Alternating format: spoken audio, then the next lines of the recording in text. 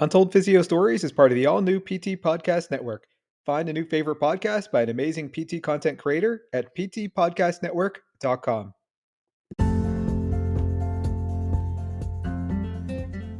The future of medical documentation is here, and it's revolutionizing the way we record patient visits. Introducing Comprehend PT, the groundbreaking HIPAA-compliant AI scribe designed specifically for physical therapists.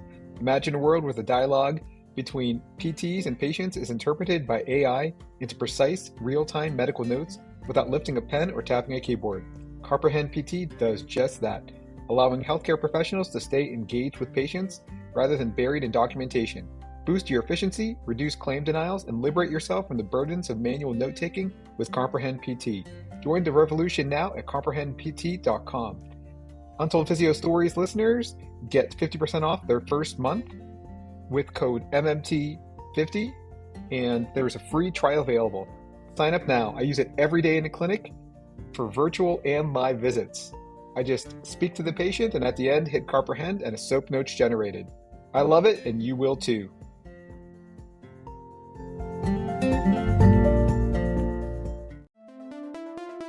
Welcome to Untold Physio Stories podcast, your perfect commute resource with physio failures, successes, interesting cases, and more from the physio and rehab world, with your hosts, Drs. Andrew Rothschild and Erson Religioso.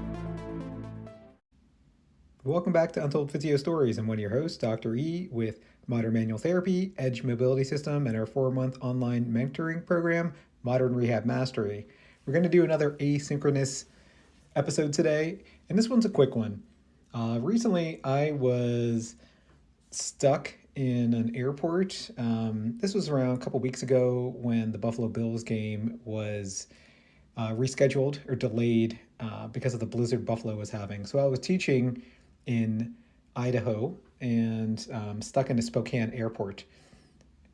My flight kept on getting delayed.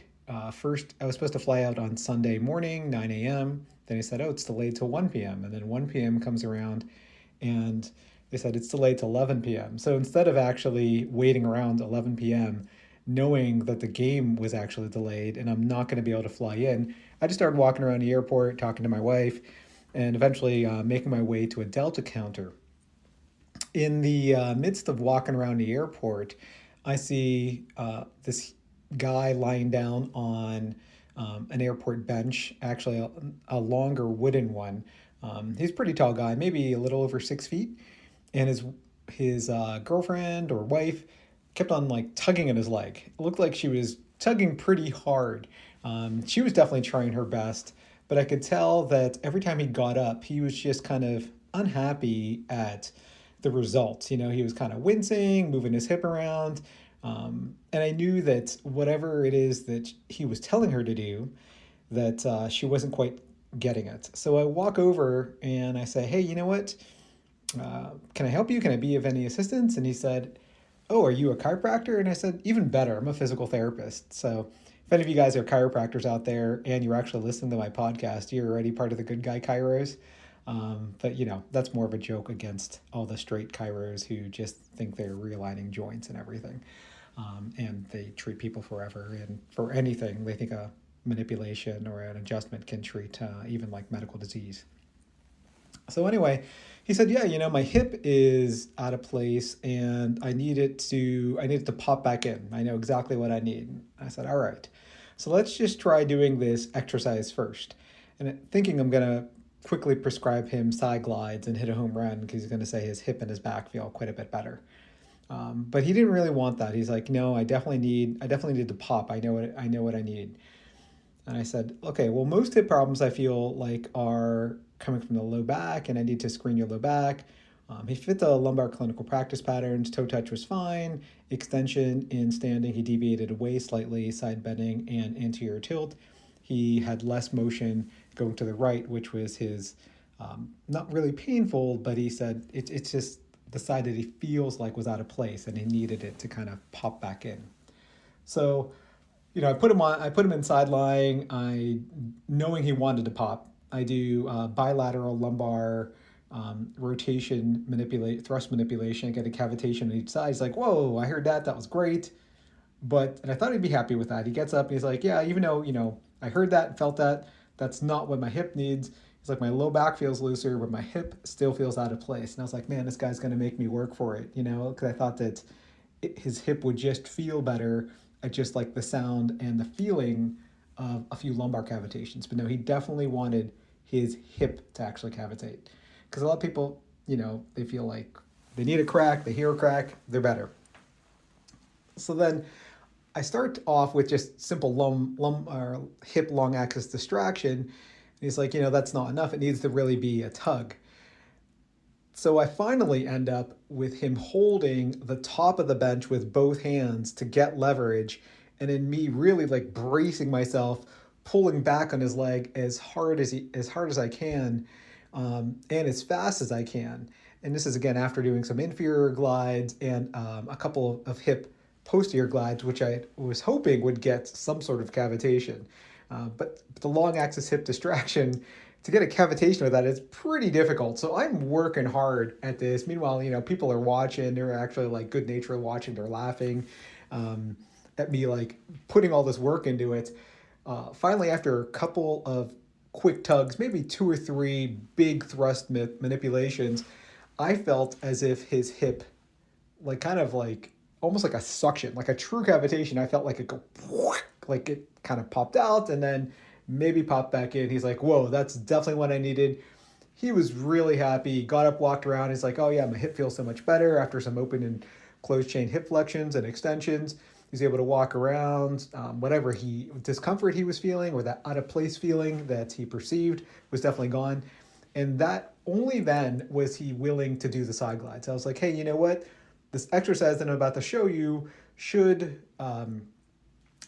limit or prevent the need of your hip going in and out of place. So I showed him the side glides, and I just showed him some simple like super clams and unilateral bridges to kind of strengthen his glutes and stabilize his pelvis.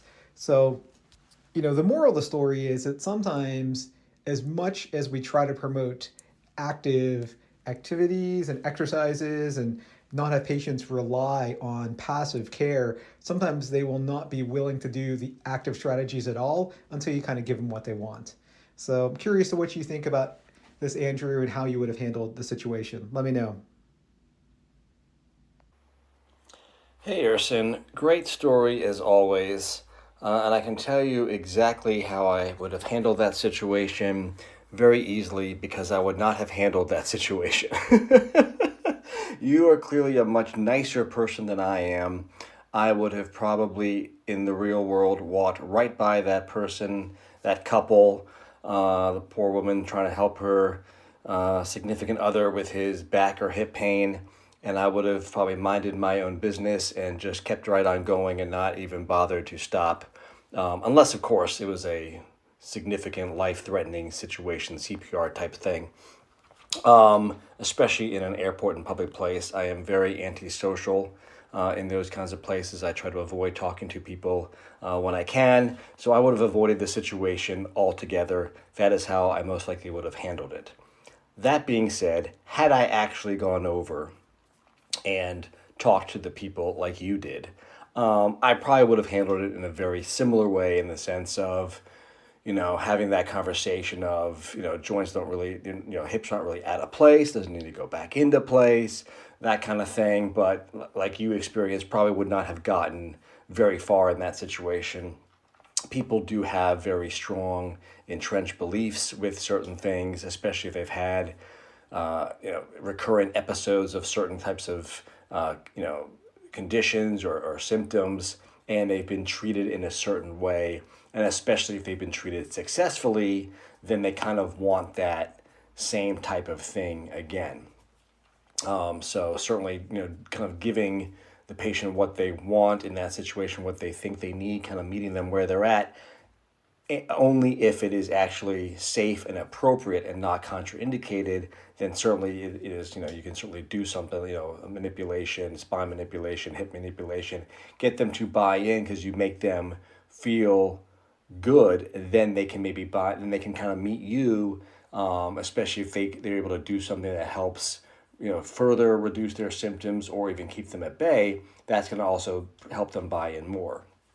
Usually we talk about, we give people information, we tell them stuff from our experience, and education and words are good, but they really only go so far. It's much more powerful from an experience. So the person actually does something, some movement, some self mobilization, some exercise, and they get relief. That's going to be just as powerful as somebody doing a manipulation on them as well. So yeah, you kind of meet them, get their buy-in first, and then kind of, give them a little bit of what they want, but more of what they need. I remember seeing someone say that once, I think, on social media, and I really liked that because sometimes people aren't really going to meet you there unless you give them a little bit of something first. So not only in that situation, but in the clinic situation, if it's appropriate to do and not contraindicated, that's certainly a decision that you have to make as a clinician and a professional. Certainly, sometimes patients ask for things and it's really not appropriate to do, and that's when you can sometimes draw the line. Just because the patient wants something doesn't mean that that is what you should get. It is sort of a little bit of a two-way street when it comes to the therapeutic alliance, but also when it comes to a professional and clinic decision making. But like I said, in the real world, I probably would not have found myself in that situation because I would have ignored them.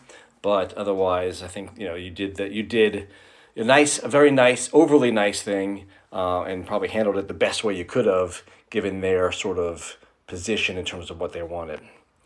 So another great story, and Erson, I look forward to talking to you in person again soon. Hey, Andrew, thanks for your thoughts. Well, I had to laugh at yours just because, yeah, I'm actually quite the introvert as well, and many people don't know that, especially because I have the social media presence and I love teaching, and it seems like I love interacting with people. But yeah, I would absolutely prefer to be a fly on the wall. Um, I don't know. It just seemed like this girl really needed some help, and yeah, I could see the disappointment in her husband's face. And what else did I have to do? Other because I've already been stranded for like 2 days at this point, in and out of airports and out of hotels trying to get back to Buffalo, thanks to this 5 feet of snow we were getting at the time. So if you guys have any thoughts, or if you've experienced any kind of similar situations where you had to be someone's hero in the public, let us know. Uh, Please subscribe to Untold Physio Stories. Give us a 5-star rating wherever you listen to podcasts, especially on Spotify, Apple, and Google. And as always, you guys have a great day.